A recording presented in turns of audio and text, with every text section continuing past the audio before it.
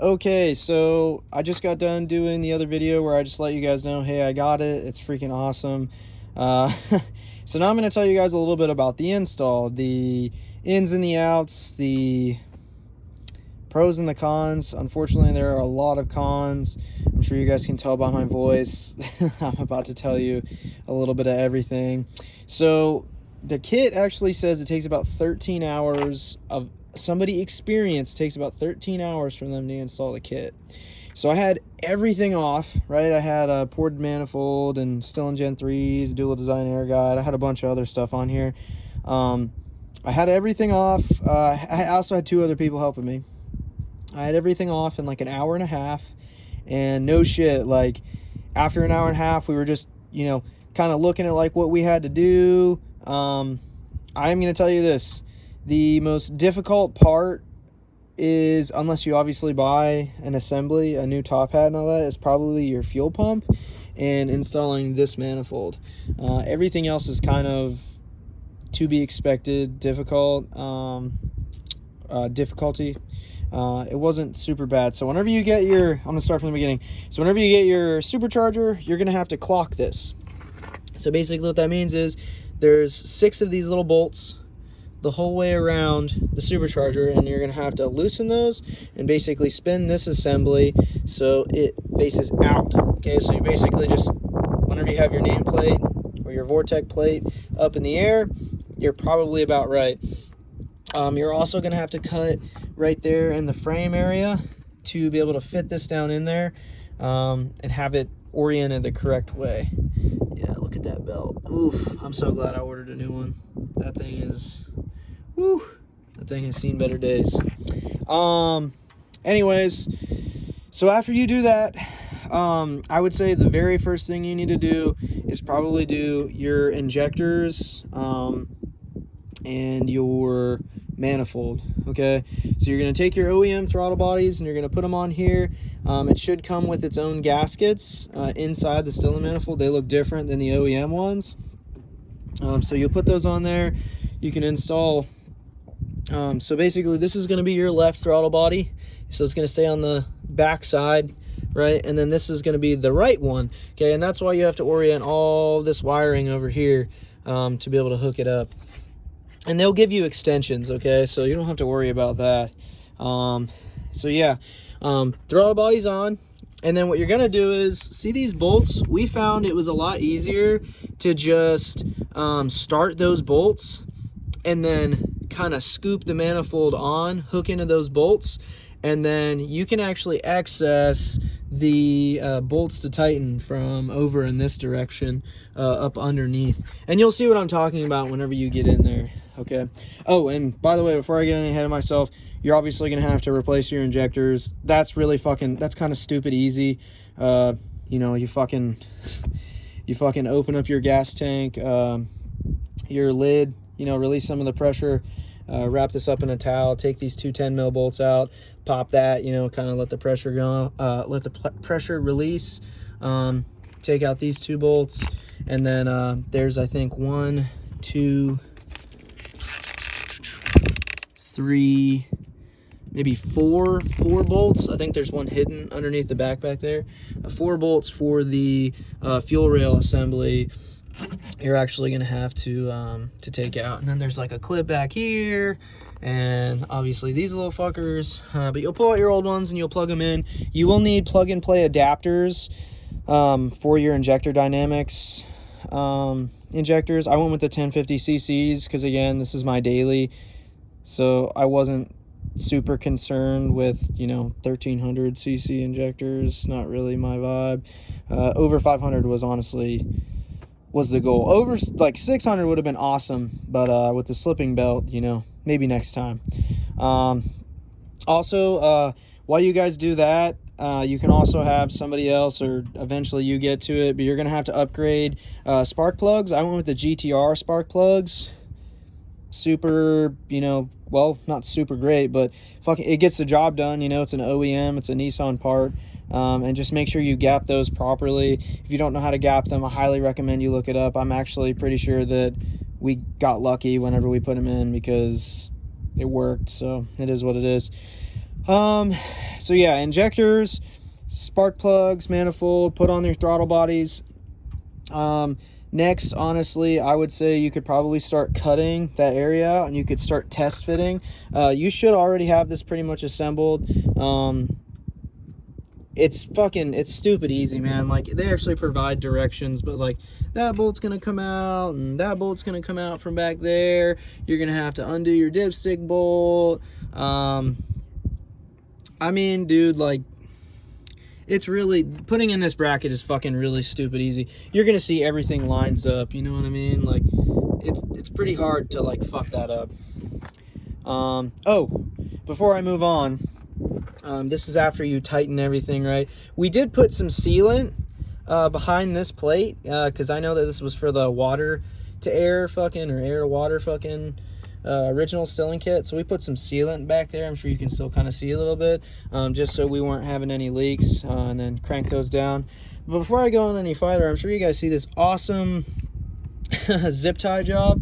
Well, that's because we were running out of fucking time, and I had 15 minutes before Z1 closed to flash the car and make sure it fucking ran good enough to get up there.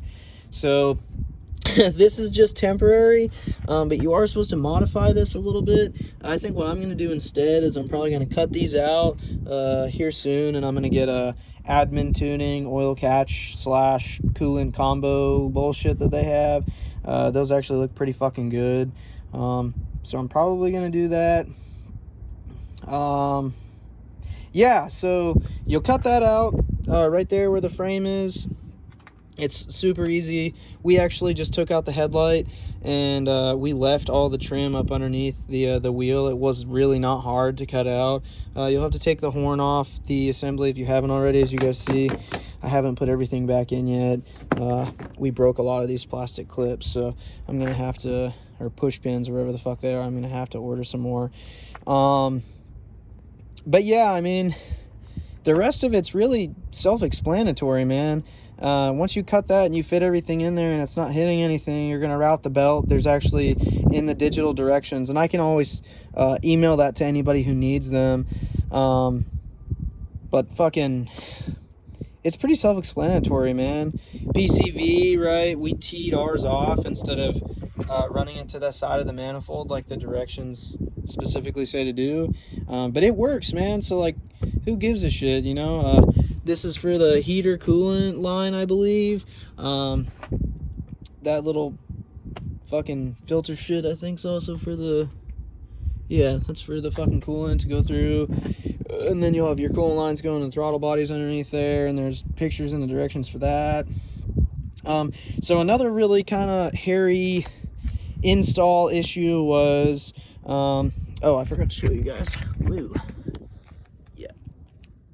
Another really hairy install thing we ran into was, I don't know if you guys can see this, but this is not a T-clamp. There's another one right back there. You probably can barely see it. But these T-clamps came with them. And you're obviously going to get your blow-off valve, and you're going to get, you know, everything you need. But I will say the fitment is a little, I'm going to say tight. Because it's not wrong. It's just, I don't feel very secure pushing as much boost as we are, with some of the degrees of elbows that we're given, like the 45 degree one that goes into the supercharger over there. I was not feeling super great about that. So I actually added a 2.75 inch piece of intake, my own, that I had laying around, and I cut and I put 2 couplers on each side of it, clamp those down. That's why you see those non-T-clamp ones, to lengthen it. That way the 45 degree one that went up to the blower actually fit. I don't know, man. It was a little tight. Like, if you guys look right here, that bitch is like pretty much sitting on the body. It's super fucking tight. And then right here, if you guys can see this hose into the manifold, there's a little brass fitting. Let me see if I can get to it. There you go. We just zip tied it off. That is actually our blow-off valve line, and we just routed it underneath the intakes, across, and then down in front of the supercharger the whole way to that area. But yeah, no, it's kind of a bitch getting this in there. So just a word of advice, what I did was I took about maybe like 1/3 of an inch, maybe a little more, off of this clamp, or excuse me, the silicone coupler. I took it off. This is a 45-degree one that they're gonna send you. I did that because I cannot explain to you how frustrating it is scratching your intakes like that. Not to the fault of anything that, you know, they did necessarily. Just, I get it, you know, things are produced, they make the kit, you know, direct fitment is pretty fucking close. But I had a fucking bitch getting that on there, as well as the back, and getting, you know, where it connects the 45 or the 90 to the top side of the intercooler here. So we just did what we had to do, man. I just trimmed it and it fit really well. It fit a lot better. So yeah, moving on. The last thing we fucked with was the fuel pump, and I'm just gonna tell you now, I'm not even gonna go in there and try to show you guys. That was a fucking shit show. We took the actual top hat assembly, took the old shit out, we cut it in half. I think, fuck, what's that dude's name? I don't fucking remember. He's got the white Top Gun Supercharger kit on YouTube. He cut his shit in half to make the bigger one fit. Yes, that absolutely fucking works. And then you put the bucket back on underneath. You have to take out the old filter that's actually inside. It's pretty fucking nasty. Put on a new sock and all that. And we zip tied our freaking fuel pump in there because, again, that is just temporary. I have hopefully a CJM fuel return system and all that good shit coming through within the next few months to, you know, potentially be better. It's just, you know, that's just really temporary. Like I said, we had 15 minutes to spare before Z1 closed, and my tune was the next day at 10. So we zip tied it in there, we wired it up, and it was, you know, use the shrink wrap and the kit that's provided to you with the Walbro. I went with the 485, by the way. Walbro 485, it's E85 capable, so if I ever decided, you know, I wanted to switch over, then cool beans. So yeah, I mean, that's it, man. I'm rocking the 9 PSI pulley. We're at 509 to the wheels and like 406 torque, and that's with, again, a slipping broke ass belt that Z1 was, you know, nice enough to fucking provide me, because it was either that or I was going to use my Lambo feedies and get my ass home. So they were a savior, man. Doug, John, Spencer, oh, fuck, there was 2 other gentlemen. Oh, and then also Robert. Other than those 2 other dudes, they were just like super cool, man. Oh, Sam, I saw Sam a lot. Talked to me a whole bunch. I don't know if you guys know this, but Z1 is like the place to go, in my opinion. Like, I love Concept Z Performance. They're also pretty fucking good, but the customer service at Z1 is just, it's fucking incredible. Soho's pretty fucking good too. But, you know, it's so much more personable with Z1, and I think that is kind of like, that's what makes them special, man. It has nothing to do with like selling shit and fucking having quality parts, you know, all the time. Like, it comes down to like, hey, like, they're here for us, and that's what I love about them. So yeah, anyways, I'm gonna finish up this video. It's long as fuck. But if anybody has any questions about, you know, exactly what to do, please feel free, hit me up. This kit, I'm telling you, it's a fucking rocket ship, man. I love it. I'm really gonna try hard not to break it. Oh, I got the Stillen engine manifold coming, which is pretty cool. And oh, I got my boost gauge, a VLS boost gauge I'm gonna be installing here soon. You don't necessarily need a boost gauge.